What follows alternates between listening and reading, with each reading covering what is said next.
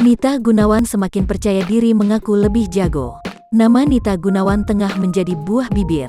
Bagaimana tidak, Nita diisukan selingkuh dengan Raffi. Kini sikap Nita Gunawan dituding berani sindir Nagita Slavina. Namun tahu namanya ramai dibicarakan netizen malah membuat Nita Gunawan nampak begitu menjadi-jadi. Nita Gunawan semakin membuat ulah untuk membuat isu perselingkuhan jadi dibenarkan oleh netizen. Dalam akun TikTok pribadinya, Nita Gunawan kembali mengunggah sebuah video. Video yang diunggahnya kali ini bak berani menyindir Nagita Slavina. "Dia jago sih tapi aku lebih jago," kata Nita Gunawan, dikutip dari akun TikTok pribadinya, @nitagunawan09.